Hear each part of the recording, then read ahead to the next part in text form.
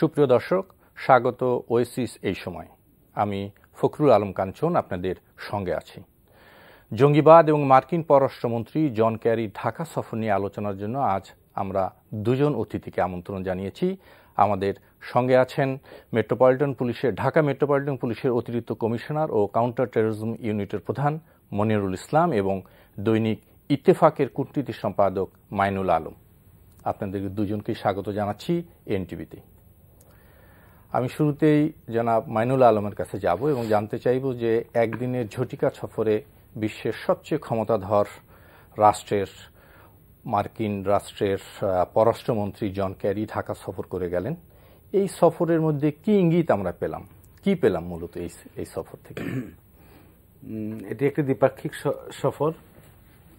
বাংলাদেশ ও যুক্তরাষ্ট্রের সার্বিক সকল বিষয়ে এন্টায়ার গ্যামট যেটা বলে আলোচনা হয়েছে। তবে একটি বিষয় খুব বেশি প্রাধান্য পেয়েছে সার্বিক পরিস্থিতি বিবেচনা করে, বাংলাদেশ এবং বৈশ্বিক পরিস্থিতি বিবেচনা করে নিরাপত্তা। আমাদের নিরাপত্তা সমস্যা আছে বাংলাদেশের, পুরো বিশ্বে আজ নিরাপত্তাহীনতায় আছে, সন্ত্রাসবাদের ছোবলের শিকার, আক্রমণ হচ্ছে বিভিন্ন প্রান্তে। তাই বাংলাদেশ সম্প্রতি গত 1 জুলাইয়ের গুলশান অ্যাটাক, শোলাকিয়ার অ্যাটাক, এর বাইরেও যে ঘটনাগুলো ঘটছে বোঝা যাচ্ছে যে বাংলাদেশও এই সন্ত্রাসবাদের ছোবল থেকে মুক্ত নয়। তাই বাংলাদেশ যুক্তরাষ্ট্রের সাথে সহযোগিতা চলছিল। এই সহযোগিতা আরো কিভাবে বাড়ানো যায়, কিভাবে আরো কোঅপারেট করা যায়, কিভাবে আরো বন্ধনটা দৃঢ় করা যায়, এই সফরের উদ্দেশ্য সেটাই। এবং কিছু জানাশোনা, বোঝাপড়া, আলোচনা, তথ্য বিনিময় কিংবা আর একটু কিভাবে ফরওয়ার্ড লুকিং। তো এই সফরে এসছে নিরাপত্তা ইস্যুতে কয়েকটি নতুন বিষয় এসছে। গত কয়েকদিন ধরে আমরা শুনছিলাম যুক্তরাষ্ট্র নতুন প্রস্তাব দেবে, নতুন ধরনের আলোচনা করবে, কিভাবে এটা মোকাবেলা করা যায়, ট্যাকেল করা যায়। বাংলাদেশের এ ধরনের আক্রমণ, গুলশান হামলার পর আমাদের চোখ খুলে দিয়েছে। এই ধরনের জঙ্গি হামলা আমরা দেখিনি। এটা মোকাবেলা করতে গিয়েও আমাদের আইন শৃঙ্খলা বাহিনী নতুনভাবে ভাবতে হচ্ছে, নতুন কৌশল প্রণয়ন করতে হচ্ছে। সেই কৌশল আমরা অনুন্নত কিংবা উন্নয়নশীল দেশের আমরা একটি নিরাপত্তা বাহিনীগুলো কিভাবে সাজাতে পারে, আর উন্নত যুক্তরাষ্ট্র কিভাবে সহায়তা করতে পারে। আমাদের সক্ষমতার ঘাটতি আছে, আমাদের অভিজ্ঞতার ঘাটতি আছে, আমাদের ক্যাপাসিটি কিংবা আমাদের কৌশলগত অনেক অভাব রয়েছে। তো একটি বন্ধন এবং নিরাপত্তা বিষয়ে একটি বন্ধন। এখানে বলেছে কিভাবে নিরাপত্তা সহযোগিতা করা যায়। 3টি ইস্যু এখানে এসছে আজকের আলোচনায়। যদি আমরা আউটকাম যদি দেখি, এর ভিতরেও আরো কিছু ব্যাপার আছে। এটা হচ্ছে না, আমরা যদি এক এক করে আসি, যদি প্রথমে আমরা যদি জঙ্গি ইস্যুটাকে নিরাপত্তা ইস্যুতে 3 ধরনের সহযোগিতার কথা এসছে। এটা হচ্ছে বাংলাদেশের যে কোনো হামলার আগে আমরা পূর্ব তথ্য সংগ্রহ, আগাম জানার ব্যাপার, আগাম সতর্কতা, জনসাধারণের সতর্কতার ব্যাপার আছে, কিংবা পদক্ষেপ হিসেবে সরকারি বাহিনী, নিরাপত্তা বাহিনীগুলোর পদক্ষেপ ব্যাপার আছে, সেটা তথ্য পাওয়ার ব্যাপার আছে। এই তথ্য আমরা ইতিপূর্বে দেখেছি আমাদের চেয়ে আমাদের বন্ধু দেশ, পশ্চিমা দেশগুলোর কাছে এই তথ্য আগে চলে যায়, কিংবা আমাদের ঘাটতির কারণে কিংবা আমাদের কিছুটা দুর্বলতার কারণে তারা আগে পেয়ে থাকে। তো একটা নজরদারির একটি সমন্বয়ের ব্যাপার আছে, তথ্য আদান প্রদানের ব্যাপার আছে, এবং তথ্য আদান প্রদানটা দ্রুত করা, আরো নিবিড়ভাবে কিভাবে করা যায় সেটা একটি সহযোগিতার কথা এসছে।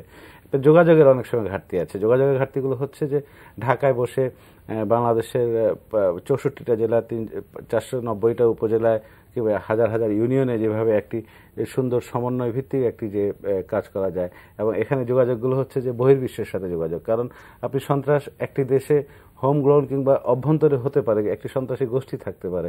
তো এই সন্ত্রাসী গোষ্ঠীদের যোগাযোগ আন্তর্জাতিক পর্যায়ে থাকতে পারে। সুতরাং এই আন্তর্জাতিক যোগাযোগগুলো কিভাবে বাংলাদেশের সাথে আনুষ্ঠানিকভাবে অন্য রাষ্ট্রগুলোর যোগাযোগের সাথে, ঢাকার সাথে ওয়াশিংটনের যোগাযোগটা যদি আরো নিবিড় হয়, এবং এখানে কতগুলো ব্যাপার আছে, জঙ্গিরা অস্ত্র ব্যবহার করে, জঙ্গিরা অর্থের যোগান পায়, এই ব্যাপারগুলো, এই দিকগুলো যদি একটু নিয়ন্ত্রণ, পুরোপুরিভাবে দমন না করা গেলে নিয়ন্ত্রণ করা যায়। টেরোরিজম ফাইন্যান্সিং একটি নতুন টার্ম আসছে, এক্ষেত্রে অনেক কাজ হচ্ছে, একটা ব্যাপার। আরেকটা হচ্ছে যে খুবই গুরুত্বপূর্ণ, এটা রাজনৈতিক কিংবা একটি জাতীয় ভিত্তিক ব্যাপার, যেটা সুশাসন। একটি রাষ্ট্র, একটি সমাজ, একটি দেশে সুশাসনের যদি ঘাটতি থাকে, আইনের শাসনের যদি কিছুটা অনুপস্থিতি থাকে, কিংবা গণতান্ত্রিক বিধিবিধান ব্যবস্থার যদি কিছু ঘাটতি থাকে, তাহলে এই জঙ্গি দমনের যে কাজগুলো, এই দুরূহ একটি খুব জটিল এবং একটি সমন্বিত কাজ করা দরকার। এই কাজগুলো অনেক সময় সুফলভাবে করা যায় না। একটি রাজনৈতিক ব্যাপারগুলো এসছে কিভাবে, কথাগুলো কেন আসছে, আপনি শাসন ব্যবস্থার একটি মান উন্নীত করে এটা করা দরকার।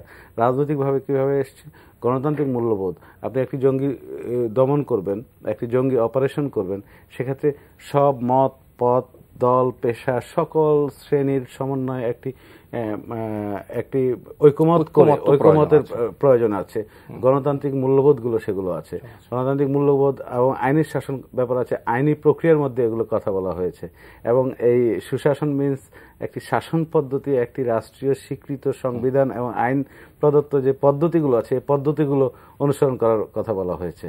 আর আরো একটু তথ্য এই পর্যায়ে আমি এটুকুই বলতে চাই, এর পর্যায়ে যে বাংলাদেশের জঙ্গিদের সাথে হোমগ্রোন জঙ্গি, এটা সত্যি এখানে আইএস দৃশ্যমান নয়, এখানে আইএস এর কোনো কার্যক্রম নেই। আইএস বিশ্বব্যাপী ছড়িয়ে পড়ছে। আপনি জানেন ইরাক, সিরিয়ার 40% অঞ্চল আইএস এর দখলমুক্ত করা সম্ভব হয়েছে এবং সবাই বলছে যে আইএস এখন বিভিন্ন অঞ্চলে চলে যাচ্ছে। সে কি বাংলাদেশে কি আসতে পারে? বাংলাদেশে হয়তো আসেনি। দক্ষিণ এশিয়া হয়তো ওদের একটি কোথাও কোথাও অবস্থান রয়েছে। পৃথিবীর 8টি অঞ্চলে বলা হয়েছে, 8টি অঞ্চলে এই আইএস এর বাহিনী, তাদের বিভিন্ন শাখা কিংবা সংগঠন কার্যক্রম আছে। দক্ষিণ এশিয়া হলে বাংলাদেশ থেকে খুব দূরে নয়। যদি এখানে থাকে তাহলে সেই সংযোগটা আছে। গুলশান হোলি আর্টিজান যে অ্যাটাক হলো, এর সাথে আমরা দেখেছি যে কয়েক মিনিট কিংবা স্বল্প সময়ের ব্যবধানে আমরা আন্তর্জাতিক একটি আবহাওয়া দেখতে পেলাম। এর সাথে আপনার কাছে আবার একটু পরে আসছি, আমি একটু জনাব মনিরুল ইসলামের কাছে যাই। মনির ভাই তো আমরা জানি যে কাউন্টার টেরোরিজম ইউনিটের প্রধান। তো জন ক্যারি এখানে সফর শেষে কিছু কথা বলেছেন এবং সফরের পরে আবার টুইট বার্তায় কিছু কথা উনি বলেছেন। তার মধ্যে উনি একটি কথা উল্লেখ করেছেন যে বাংলাদেশ থেকে, পৃথিবী থেকে বাংলাদেশকে বিচ্ছিন্ন করতেই মূলত এই হোলি আর্টিজানের হামলা। আরেকটি বিষয় উনি ওনার বক্তব্য বলেছেন যে হোলি আর্টিজানের ঘটনা, হামলাকারীদের সাথে আইএস এর যোগাযোগ আছে। আপনাদের পর্যবেক্ষণ কি? এটি ধন্যবাদ। আসলে টেরোরিজম একটা গ্লোবাল প্রবলেম। এটা পৃথিবীর সকল দেশেই প্রায়, মানে কোনো দেশই আসলে এই জঙ্গিবাদের যে থাবা সেটি থেকে মুক্ত নয়। সেটি আমেরিকার বুকেও আসলে বেশ কয়েকটি ঘটনা সংঘটিত হয়েছে। সেখানে নাইট ক্লাবে হামলা থেকে শুরু করে বেশ কিছু ঘটনা সংঘটিত হয়েছে। ফ্রান্সের মতো জায়গায় এখন পর্যন্ত যেখানে জরুরি আইন চলছে সেটি তুরস্কেও হয়ে গেল, তুরস্কে তো হচ্ছেই, তারপরে বেলজিয়ামে হচ্ছে, জার্মানিতে হয়েছে। তো ফলে এটি ইভেন ইউকেতেও কিছু কিছু হচ্ছে। তো এটির সব দেশেই, উন্নত দেশ বলুন, উন্নয়নশীল দেশ বলুন কিংবা অনুন্নত দেশ বলুন, সব দেশেই কিন্তু এই সমস্যাটা রয়েছে। আর এশিয়ার ভিতরেও, দক্ষিণ এশিয়ার ভিতরে আফগানিস্তান, পাকিস্তানের কথা তো বলাই যায়। তো হ্যাঁ, তো সেই ক্ষেত্রে জঙ্গিরা দেখা যায় যে বাংলাদেশে যে সমস্ত জঙ্গি কাজ করে, এরা 3টা ধারায় যদি আমরা বিভক্ত করি তাহলে দেখা যাচ্ছে যে প্রথমে হিজবুত তাহরিরের কথা ধরি। হিজবুত তাহরির একটা আন্তর্জাতিক সংগঠন। এই পৃথিবীর 50টার বেশি দেশে এদের সংগঠন রয়েছে। তো সেটার একটা পার্ট কিন্তু এইখানে, অর্থাৎ এখানে তারা তাদের যে আইডিওলজি সেটা ফলো করে। আবার আমাদের দেশে তো জঙ্গিবাদ আসলে এটা শুরুই হয়েছে, আনুষ্ঠানিকভাবে শুরু হয়েছে 1992 সালের 30 এপ্রিল হরকাতুল জিহাদ আল ইসলামিয়া তৈরির মাধ্যমে। তো সেখানেও সেটাও কিন্তু ইম্পোর্টেড।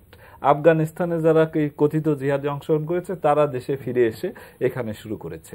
আর জেএমবি যেটা, তারাও প্রথম দিকে কিন্তু ওইটাকেই অনুসরণ করে, বরং তারা আর একটু ওহাবি মতটাকে, যেহেতু এটার প্রতিষ্ঠাতা শায়েখ আব্দুর রহমান সৌদি আরবে মদিনা বিশ্ববিদ্যালয়ে লেখাপড়া করেছে দীর্ঘদিন, এবং সেই আসলে ওহাবি জম যেটা আর কি আমরা বলি, সেইখান থেকে শিখে এসেই কিন্তু সে এখানে 1998 সালে জেএমবি প্রতিষ্ঠা করেছে।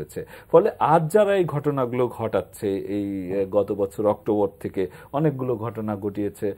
সর্বশেষ হামলা ছিল আমরা বলবো সুলাকিয়া ঈদগাহে, এবং তার আগে তো হোলি আর্টিজানে।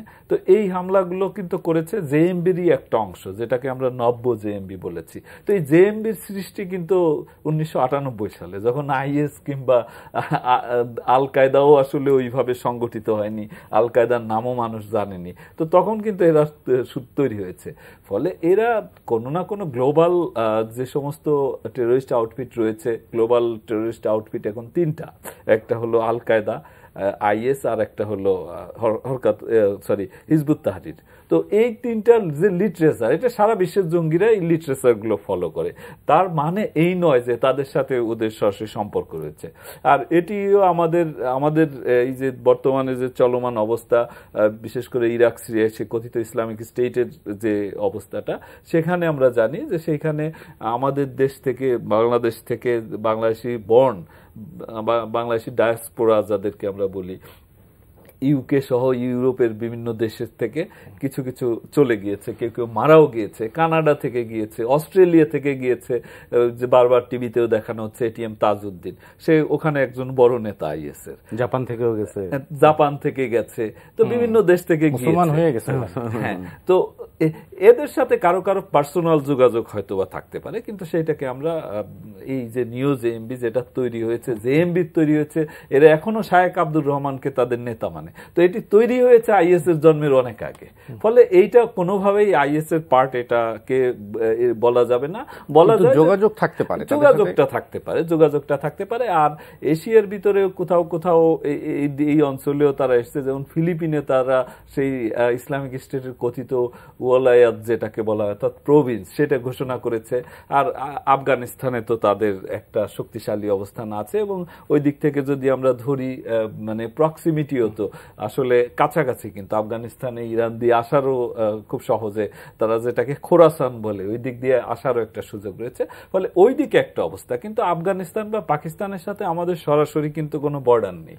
ফলে আমরা ওই দিক থেকে মনে করি যে আমাদের এটা আসলেই হোম গ্রোন, তো তাদের কারো কারোর সাথে বাইরে যোগাযোগ থাকতে পারে, তো তবে সেটির পার্ট কিন্তু এটা কোনোভাবেই নয়। জি, আবার যেটা একটু বলা দরকার, আপনার যদি জিজ্ঞাসা না থাকে আমি একটু সম্পর্ক করি, যে নিরাপত্তা ইস্যুর বাইরেও কিছু ইস্যু আমাদের সাথে যুক্তরাষ্ট্রের আছে, এবং এটা খুবই গুরুত্বপূর্ণ। এই জন কেরির সফরে ওই বিষয়গুলো উপেক্ষিত হয়নি। অর্থনৈতিকভাবে আমরা কিভাবে লাভবান হতে পারি, আমাদের দ্বিপাক্ষিক বাণিজ্য আছে, আমাদের রপ্তানির বাজার যুক্তরাষ্ট্রে আছে। এই প্রসঙ্গে যদি বলি আমরা আরেকটু, মানে যেখানে আপনি অর্থনীতির কথা বললেন, যে আমরা তো জানি যে মার্কিন যুক্তরাষ্ট্রের সাথে বড় বাণিজ্যিক একটা সম্পর্ক, বাজার আমাদের আছে, মানে জিএসপি সুবিধা নিয়ে, জিএসপি সুবিধাটা একটা ইস্যু, এর চেয়ে বড় ইস্যু নিয়ে আমাদের ঝুলে আছি দীর্ঘদিন ধরে। আমরা প্রত্যাশা করছি, আমরা আমেরিকান মার্কেটে ডিউটি কোটা ফ্রি সুবিধা আমরা চাই, এটা আমাদের প্রয়োজন। অনেক দেশ পাচ্ছে, বাংলাদেশ এখনো পায়নি, বাংলাদেশ অন্যান্য দেশেও পাচ্ছে, জাপান পাচ্ছে, অস্ট্রেলিয়া, কানাডা, যুক্তরাজ্য, ইউরোপের মার্কেটে পাচ্ছে। তো এই ডিউটি কোটা ফ্রিটা আমাদের দরকার। আর জিএসপি যেটা হচ্ছে, জিএসপি তো আমাদের ছিল, জিএসপি একটি আসলে হয় কি, একটু অর্থনীতির দৃষ্টিকোণ থেকে বলতে গেলে জিএসপির জিএসপির প্রভাব খুব ক্ষুদ্রাতি ক্ষুদ্র পরিমাণ। কারণ জিএসপি নেই, আমাদের কিন্তু রপ্তানি বাণিজ্য বেড়েছে, আমাদের তেমন কিছু ক্ষতি হয়নি। তো জিএসপি একটি ভাবমূর্তিক একটা ইমেজের ব্যাপার, বাংলাদেশ জিএসপি প্রাপ্ত দেশ, হ্যাঁ, তাহলে ইউরোপেও পাচ্ছে, তাহলে যুক্তরাষ্ট্র না দিলে কি, পৃথিবীর সবচেয়ে বড় ক্রেতা হচ্ছে যুক্তরাষ্ট্র, যে কোনো দেশের ক্ষেত্রেই বড় ক্রেতা বাংলাদেশকে কি জিএসপি দিচ্ছে না, অথবা দিচ্ছে, তাহলে ইউরোপও দেবে, জাপান দেবে, অস্ট্রেলিয়া, কানাডাও দেবে। এটা একটি ভাবমূর্তির ব্যাপার। এটা পুনর্বহালের খুব বেশি এখন আলোচনা নাই, এটা ফিরে পাওয়ার আলোচনা নাই। এটা একটি ট্রেড ল অনুযায়ী যুক্তরাষ্ট্র ভিন্নভাবে এটা ডিল করছে। নিরাপত্তা ইস্যুদের কথা আরেকটা বলা দরকার, যুক্তরাষ্ট্রে একজন আমাদের জাতির জনক বঙ্গবন্ধু শেখ মুজিবুর রহমানের খুনি মৃত্যুদণ্ডপ্রাপ্ত মিস্টার রাশেদ চৌধুরী ওখানে আছে। এটা আমরা দীর্ঘদিন ধরে চাচ্ছি, এটা আমরা ওকে এক্সট্রাডিট করার জন্য আমরা চেষ্টা চালিয়ে যাচ্ছি। এটা যুক্তরাষ্ট্রের অভ্যন্তরীণ নীতি কিংবা আইন, ডিপার্টমেন্ট অফ জাস্টিসের সাথে আলোচনা হচ্ছে। জন ক্যারিকে আজকে এটা বলা হয়েছে। আমরা জানি যে ওই মিটিংয়ে তো স্বরাষ্ট্রমন্ত্রী, আইনমন্ত্রী, স্বরাষ্ট্রমন্ত্রী, আইনমন্ত্রী ছিলেন, এবং আরো বাণিজ্য মন্ত্রী ছিলেন বাণিজ্যিক ইস্যুগুলো কথা বলার জন্য। আইনমন্ত্রীও এই বিষয়টা উত্থাপন করেছেন। আমাদের টাস্ক ফোর্সের সাথে যারা জড়িত, সেই উচ্চ ক্ষমতা সম্পন্ন টাস্ক ফোর্সের পক্ষ থেকে এটা বলা হয়েছে। উনি এটা অত্যন্ত ভালোভাবে গুরুত্বের সাথে নিয়েছেন এবং এটা ফিরে গিয়ে এটা ব্যবস্থা নেবেন। হয়তো ওই দেশের জাস্টিস মিনিস্টার, ডিপার্টমেন্ট অফ জাস্টিসের সাথে কথা বলবেন। এটা হয় কি, এটা একটি আমেরিকার যে ফরেন পলিসি, পররাষ্ট্র মন্ত্রণালয় যে বিষয়গুলো ডিল করে, এর সাথে অন্যান্য মন্ত্রণালয়ের, আমেরিকার অন্যান্য ডিপার্টমেন্টগুলোর যোগসূত্র থাকে। হয়তো সিদ্ধান্ত ওই ডিপার্টমেন্ট থেকেই আসতে হবে। তো এই বিষয়গুলো আছে। আর নিরাপত্তা ইস্যুতে আরও যা বলা দরকার, যে আমেরিকা বুঝতে পেরেছে বাংলাদেশের যে গুরুত্ব, কেন আসলো এই প্রশ্নটা যেদিন ক্যারি আসার ঘোষণা হলো, আমার সম্পাদক আমাকে বলেছে ক্যারি কেন আসছে। এরকম একাধিক টেলিভিশন আলোচনাও এটা এসছে, কেন এসছে। আসলে মোদ্দা কথা যে এই ক্লিন্টন ওবামা প্রশাসনের শেষ পর্যায়ে 3 মাস পর এই সরকার, এই জন ক্যারি, ওবামা বিদায় নেবেন, তার আগে এই অঞ্চলটা ক্যারির আসা হয়নি। এই অঞ্চল মানে বাংলাদেশে আসা হয়নি। আসার কথা প্রস্তুতি ছিল প্রায় 2 বছর ধরে, সেটা আসা হয়নি। এই জন্য আসা। আর বাংলাদেশের একটি বিরাট সংখ্যক জনগোষ্ঠী, প্রায় 10 লক্ষ বলা হয় সব মিলিয়ে, অথবা 5 লক্ষ থেকে 8 লক্ষ বলা হয়, সব ডকুমেন্টেড আনডকুমেন্টেড মিলে, এরা যুক্তরাষ্ট্রে বসবাস করতেছে। নির্বাচনে এরা কি ডেমোক্রেটকে ভোট দেবে না রিপাবলিকানকে ভোট দেবে? এটা একটা আমাদের আমেরিকায় বসবাসকারী বাংলাদেশিরাও হয়তো এটা ইতিবাচক দৃষ্টিতে দেখছে যে জন ক্যারি বাংলাদেশে আসলো। আর বাংলাদেশের গুরুত্ব আপনি জানেন, বাংলাদেশের অপার সম্ভাবনাময় সমুদ্র সম্পদ আছে। সমুদ্র সীমায় আমরা একটি সুন্দর সমাধান করতে পেরেছি 2 প্রতিবেশীর সাথে। ওখানে আমরা সমুদ্র সম্পদ আমরা কিভাবে আহরণ করব, আমাদের সেই সামর্থ্য নেই। যুক্তরাষ্ট্র আমাদেরকে নৌবাহিনীকে কাটার জাহাজ দিয়েছে, প্রযুক্তিগত আরো সাহায্য দিতে চায় সে ব্যাপারে। কারণ এই সমুদ্র সীমার মধ্য দিয়ে সন্ত্রাসবাদ নিবন্ধন সম্পদ এবং অবৈধ আমদানি বাণিজ্য কিংবা অবৈধ বাণিজ্য, রপ্তানি বাণিজ্য এদিক দিয়ে হতে পারে, দস্যুতা হতে পারে। সে ব্যাপারে একটি যুক্তরাষ্ট্রের ফোকাস আছে। কারণ এই বঙ্গোপসাগরীয় অঞ্চলে যদি নিরাপদ করা যায়, তাহলে এশীয় ভারত মহাসাগর, এশীয় প্রশান্ত মহাসাগরীয় অঞ্চলটাও সেই নিরাপদের লাইনে চলে আসবে। এটা একটি ব্যাপার। সুতরাং বাংলাদেশ ভূ রাজনৈতিক ভৌগোলিকভাবে যে গুরুত্বপূর্ণ অবস্থান, দক্ষিণ এশিয়া এবং দক্ষিণ পূর্ব এশিয়ার মাঝখানে একটি কৌশলগত লোকেশনে যে আছে, বাংলাদেশকে অবজ্ঞা করা কিংবা বাংলাদেশকে হেলা করার কোনো সুযোগ নেই। এই গুরুত্ব থেকে আশি করে হয়তো এখন উনি আসলেন, একটি গুডউইল ভিজিট, সংক্ষিপ্ত কিন্তু তাৎপর্যপূর্ণ, গুরুত্বপূর্ণ আলোচনা হয়েছে। আর সর্বশেষ বাংলাদেশ যে চিত্রিত হচ্ছে বহির্বিশ্বে, যে একটি উদার উদার ধর্মীয় মুসলিম সংখ্যাগরিষ্ঠ গণতান্ত্রিক মূল্যবোধের বাংলাদেশ, কিংবা এখানে বিনিয়োগের সম্ভাবনা আছে, বাণিজ্যের সম্ভাবনা আছে। বাংলাদেশ আর্থসামাজিকভাবে যে উন্নয়ন করেছে, বাংলাদেশ যে বিভিন্ন ক্ষেত্রে বৈশ্বিকভাবে যেভাবে ইমেজ বাড়িয়েছে এবং সুনাম অর্জন করেছে, আমাদের সৈন্যবাহিনী আছে, আমাদের শান্তিরক্ষীতে, জাতিসংঘ শান্তিতে আমাদের বিরাট অবদান আছে। 10,000-এর কাছাকাছি, হয়তো 7 থেকে 10,000, কখনো 12,000ও হয়ে যায়। এই যে অবদান আছে, বাংলাদেশকে এখন আর গুরুত্বহীন ভাবার কোনো কারণ নেই। এজন্য বাংলাদেশের নেতৃত্বের সাথে মার্কিন নেতৃত্বের যে যোগসূত্র আছে, বাংলাদেশের সিভিল সমাজ, রাজনৈতিক নেতৃত্ব কিংবা বাংলাদেশের সরকার প্রধানের সাথে যে যোগাযোগ আছে, বাংলাদেশের সাধারণ মানুষের সাথে, যুক্তরাষ্ট্রের সাধারণ মানুষের যে যোগাযোগ আছে, এটাকে আরো একটু এগিয়ে নিয়ে যাওয়া। সর্বোপরি নিরাপত্তা ইস্যু তো আছেই। নিরাপত্তা ইস্যুতে আমাদের উনি আরো সুনির্দিষ্টভাবে বলতে পারবেন, ওনারা যেহেতু রিসিপিয়েন্ট অথবা ওনারা কর্মক্ষেত্রে আছে। আমি বলি, আমাদের উন্নত প্রশিক্ষণের প্রয়োজন আছে। আমাদের আইন শৃঙ্খলা বাহিনীর সক্ষমতার প্রশ্নে আমাদের সরঞ্জামের বোধহয় একটু ঘাটতি আছে, কিংবা সংগ্রহ করার ব্যাপার আছে, সেগুলো সহযোগিতা প্রয়োজন কিংবা আসছে। এবং এগুলো পর্যায়ক্রমে আমাদের আইন শৃঙ্খলা বাহিনীর কর্মকর্তা কিংবা সদস্যরা প্রশিক্ষণ নিচ্ছে, কৌশলগত প্রশিক্ষণ নিচ্ছে এবং মাঠ পর্যায়ে প্রশিক্ষণ নিচ্ছে। আমাদের ইকুইপমেন্টস কিংবা সরঞ্জামেরও প্রয়োজন আছে। জনাব মনিরুল ইসলাম, আপনি কাউন্টার টেররিজম ইউনিটের প্রধান, দীর্ঘদিন যাবৎ কাজও করছেন জঙ্গিদের নিয়ে, কিন্তু একটি সমালোচনা আছে, যে এটা অবশ্য রাজনৈতিক সমালোচনা, যে জঙ্গিদের জীবিত গ্রেপ্তার করা হচ্ছে না, যাচ্ছে না। কিন্তু যদি জীবিত গ্রেপ্তার করা হতো, একটি রাজনৈতিক দলের প্রধান বলেছেন যে তাদের সময়ে জঙ্গিদের জীবিত গ্রেপ্তার করা হয়েছিল এবং এ কারণে অনেক তথ্য জানা গিয়েছিল। তো আপনি কি বলবেন, এই সমালোচনার জবাব কি আপনাদের কাছে? না, ধন্যবাদ। এটি আসলে আমরা যদি হিসেব করে দেখা হয়, যে এই বছরেও জীবিত গ্রেপ্তারকৃত জঙ্গির সংখ্যা কিন্তু কম নয়। আমরা চাই আমরা আমাদের দেশের যে প্রচলিত আইন সেই আইনের ভিতরেই আমরা কাজ করি, তারপর মানবাধিকারের যে নীতিমালা আছে সেটা মেনেই আমরা কাজ করি। তো সেই ক্ষেত্রে আমাদের চেষ্টা থাকে যে সর্বোচ্চ চেষ্টা করি আমরা কাউকে জীবিত ধরার জন্য। তো কিন্তু অনেক ক্ষেত্রে এই ধরনের হাই ভোল্টেজ অপারেশনের ক্ষেত্রে, হাই ভোল্টেজ টার্গেটদের ক্ষেত্রে, বিপজ্জনক ডেঞ্জারাস টার্গেটদের ক্ষেত্রে এদের জীবিত ধরা অনেক ক্ষেত্রেই সম্ভব হয় না। এটা শুধুমাত্র আমাদের দেশে নয়, বহির্বিশ্বের দিকে তাকালেও এই উদাহরণ কিন্তু ভুরি ভুরি। প্যারিস অ্যাটাকের সেই মূল হোতা, তার কথা চিন্তা করেন, তাকে কিন্তু 3-4 দিন পরে তাকে জীবিত তাকে ধরতে পারেনি। তো সেই কারণেই আমরা চেষ্টা করলেও অনেক সময় জীবিত ধরা সম্ভব হয় না। তবে জীবিত যে ধরা পড়ে না তা নয়, কল্যাণপুরে কিন্তু একজন জীবিত ধরা পড়েছে, ইভেন শোলাকিয়াতেও একজন জীবিত ধরা পড়েছিল পরবর্তীতে। তো হাসপাতালে থাকা অবস্থায় হয়তো তাকে জিজ্ঞাসাবাদ করা হয়েছে। আর দেখুন, যদি আমি বলি যে হ্যাঁ, তথ্য কাউকে জীবিত ধরতে পারলে হয়তো আরো তথ্য পাওয়াটা সহজ হতো, কিন্তু জীবিত ধরা না গেলে যে তথ্য পাওয়া যাবে নয় তা তো নয়। আমরা যদি এই গুলশানের হোলি আর্টিজানের হামলার কথা বলি, সেখানে কিন্তু যারা এসেছিল অস্ত্র হাতে সকলেই নিহত হয়েছে। তারপরেও কি এটার মাস্টার মাইন্ডকে খুঁজে বের করার মতো তথ্য কি আমাদের কাছে আসেনি?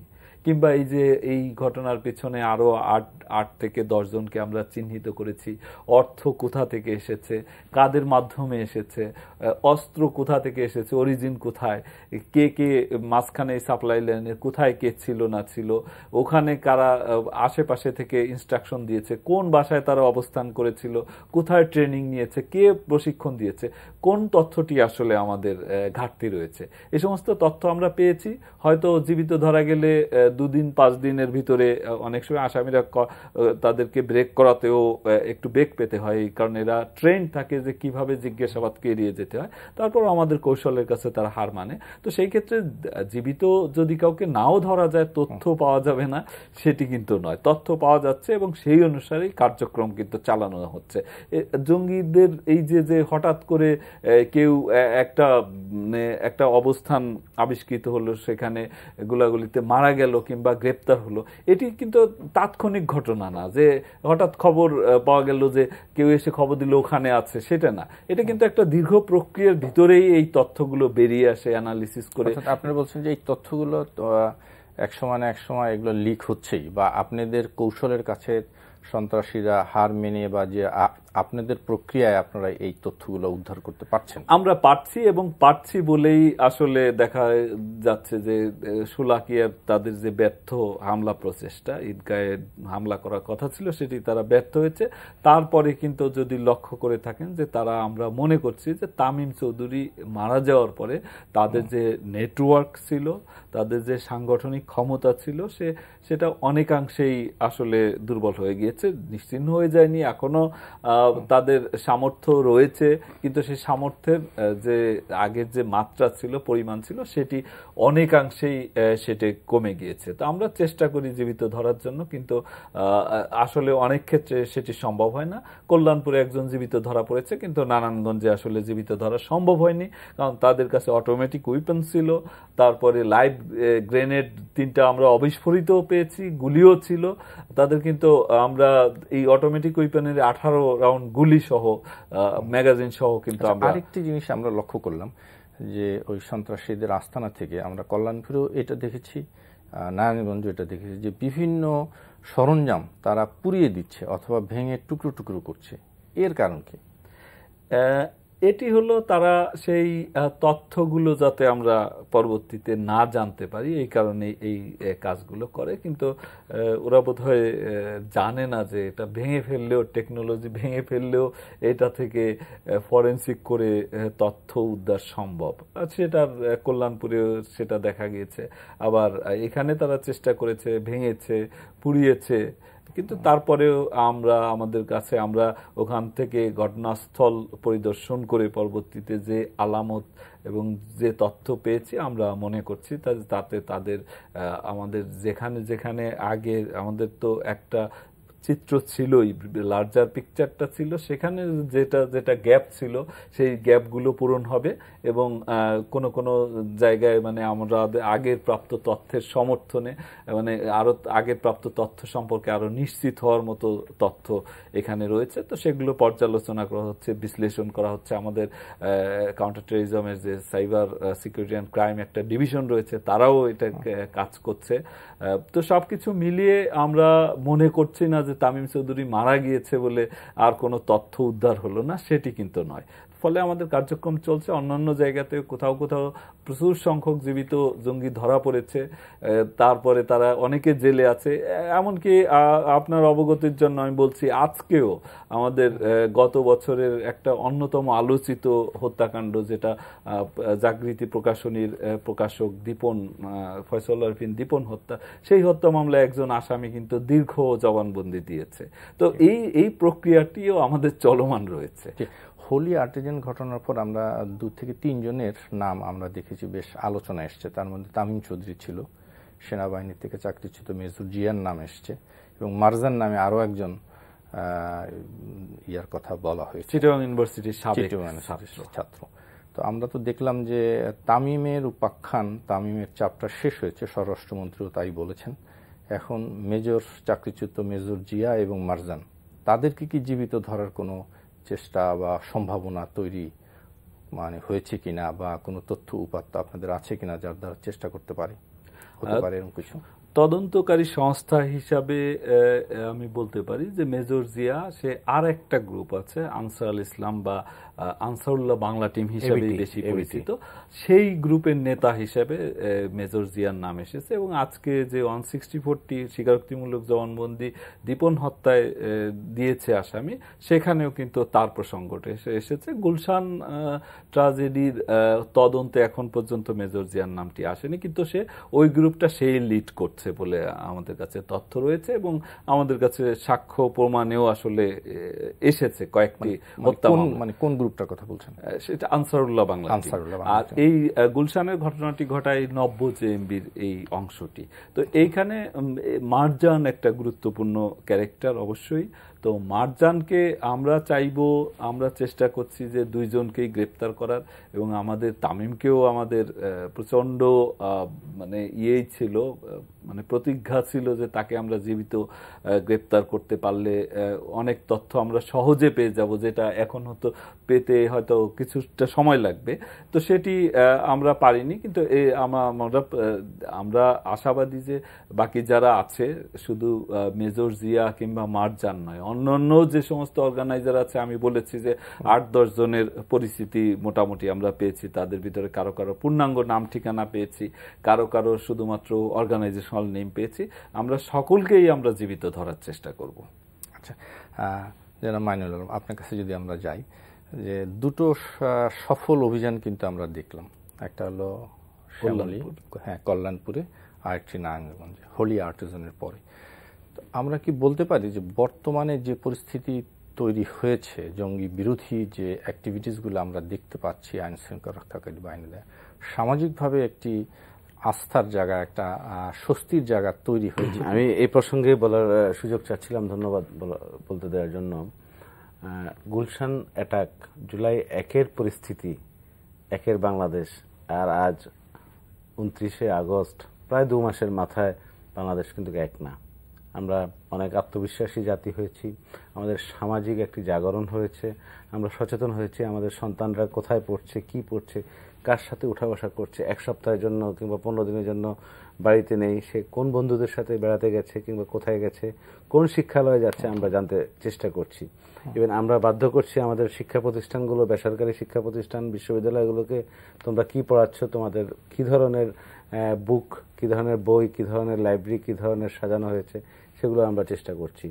একটি গণজাগরণ হয়েছে। সুতরাং আমি বাংলাদেশের ভিন্ন চিত্র দেখছি, শুধু বাংলাদেশের ভেতর থেকে এটা দেখছি না, বহির্বিশ্ব থেকেও একই চিত্র বাংলাদেশের ফুটে আসে। সুতরাং আমরা অতিক্রান্ত করছি। আপনি বলছেন সামাজিকভাবে গুলশান অ্যাটাক এবং শোলাকিয়ার পরে আমরা একটু আতঙ্কিত ছিলাম। আমরা বিভিন্ন ধরনের, বিশেষ করে আমি যে ক্ষেত্রে সক্রিয় আছি, এক্ষেত্রে আমি আমাদের বিভিন্ন প্রতিবেশী, বিভিন্ন বন্ধু পশ্চিমা দেশদের কাছ থেকে আমি নিজের হাতে বিভিন্ন ভ্রমণ অ্যালার্ট পড়েছি। ওরা বলেছে বাংলাদেশ এখন নিরাপদ না ভ্রমণের জন্য, বাংলাদেশে পশ্চিমা গোষ্ঠীর উপর হামলা করতে পারে, বাংলাদেশে অ্যাটাক হওয়ার সম্ভাবনা আছে।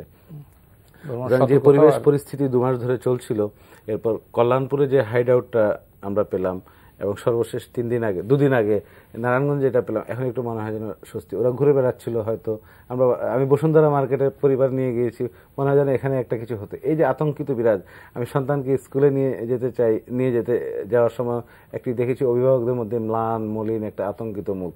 সে পরিবেশটা আমরা আস্তে আস্তে অতিক্রান্ত করেছি। এটা হচ্ছে সার্বিকভাবে সক্ষম হয়েছে, সরকারের প্রায়োরিটি তালিকায় এসছে, আমাদের সরকারি সংস্থাগুলো, আইন শৃঙ্খলা বাহিনীগুলোর নজরদারি বেড়েছে। আমি নিজে যে ঘাটতির কথাগুলো কয়েক মাস আগেও যে সমালোচনাগুলো করেছিলাম কিংবা যেটা ধরিয়ে দিয়েছি এই ক্ষেত্রে এগুলো সংকট আছে কিংবা ঘাটতি আছে, সেগুলো আমরা কিছুটা আন্তরিকতা মনিটরিং এর মাধ্যমে সেটা উন্নততর পরিবেশ পরিস্থিতি পাচ্ছি।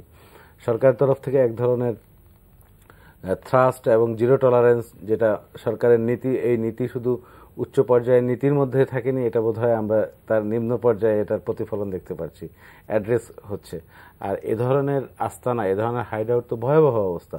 নারায়ণগঞ্জের যে ঘটনাটি ঘটেছে, যেটা যে অপারেশন হয়েছে, এটা যদি আমরা বিবরণ দেখি, আশেপাশের যে প্রতিবেশীদের যে বক্তব্য এবং মন্তব্য যদি শুনতে চাই, আমিও নারায়ণগঞ্জে টেলিফোন করে ওই সময় জানার চেষ্টা করেছি, কিংবা আমার কাছ থেকেও আমাদের বিদেশি বন্ধুরা অনেক কূটনীতি জানতে চেষ্টা করেছেন যে এটা একটা সত্যি হাইড আউট। এত বড় ডেন এটা যে আমাদের নজরে এসছে, আমাদের পুলিশ, আইন শৃঙ্খলা বাহিনী কিংবা সকল সংস্থার সমন্বিতভাবে এই তৎপরতা তো নিশ্চয়ই বেড়েছে, এবং আমি মনে করি যে আইন শৃঙ্খলা রক্ষাকারীদের অন্যতম প্রধান এখন ইস্যু হয়েছে। এটা আমি সফলতা এবং একটু ধন্যবাদ, সাধুবাদের পাশাপাশি আমার আহ্বান থাকবে এটা যাতে আমরা ঝিমিয়ে না পড়ি, আমরা এক ধরনের কার্যক্রম চালিয়ে যাই, তা ধারাবাহিকতা মাঝে মাঝে একটু ক্ষুণ্ণ হয় আর ছন্দ পতন ঘটে, সেরকম যাতে পরিবেশ পরিস্থিতি না হয়, এবং এটা প্রায়োরিটি। কারণ আমরা এমন একটি পরিবেশ পরিস্থিতি, জন ক্যারিও আজকে বললেন যে হোল ওয়ার্ল্ড এমন একটি পরিবেশ পরিস্থিতি আছে, খুব ডিফিকাল্ট। এই জঙ্গি বিরোধী যুদ্ধে এই প্রজন্ম পার হয়ে যাবে, সুফল কবে আসবে আমরা জানি না, আমরা সেই পথে হাঁটছি নিশ্চয়ই।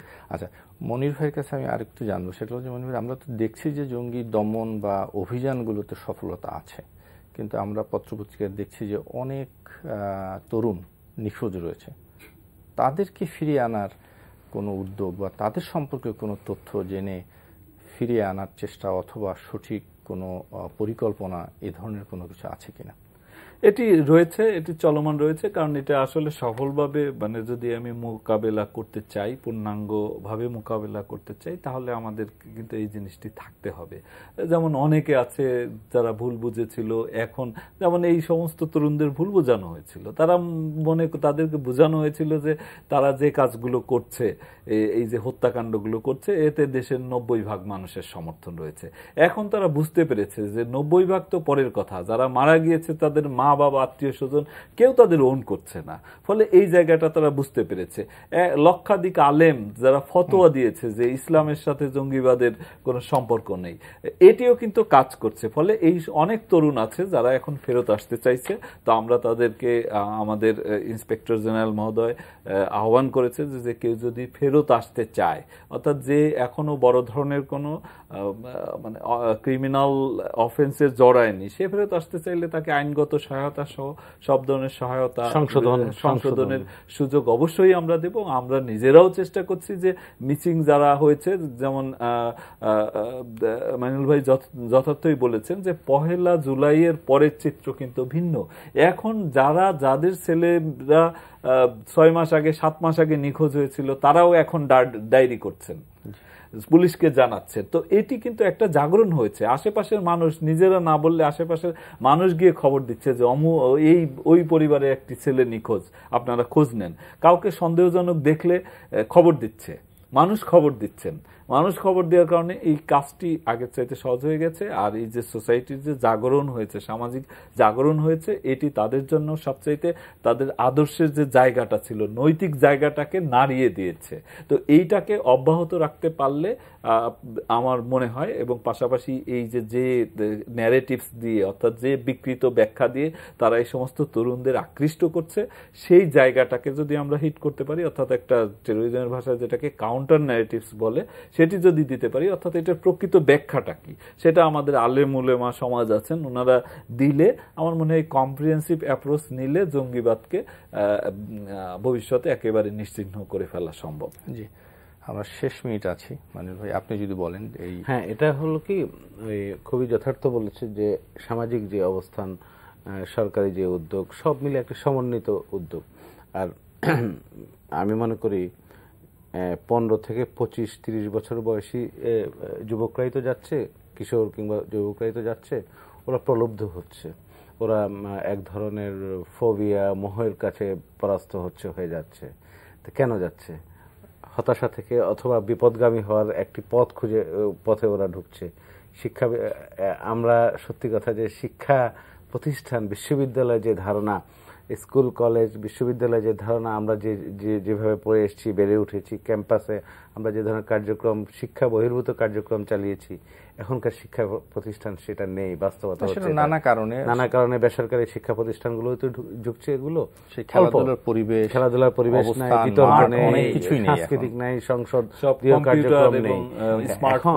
এই শিক্ষাটা বোধহয় এখন এই শিক্ষাটা শুধু বিশ্ববিদ্যালয় কিংবা প্রাতিষ্ঠানিক শিক্ষার চেয়ে পারিবারিক শিক্ষাটা আমি সবচেয়ে গুরুত্ব দিব।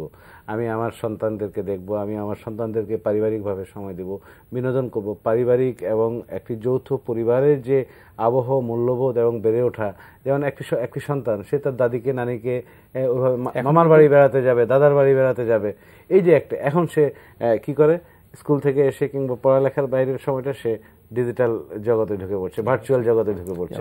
সেটা প্রয়োজন আছে, কিন্তু সবকিছুর একটি সমন্বয় দরকার। আমি মনে করি পারিবারিক শিক্ষাটাকে সমুন্নত করা দরকার, প্রাতিষ্ঠানিক শিক্ষা, সামাজিক মূল্যবোধ, আর সব তো রাষ্ট্রীয় আয়োজন তো আছেই। সব মিলিয়ে আমাদের একটু নিজের ঘরের সচেতনতা সৃষ্টি করে, let's begin from the home.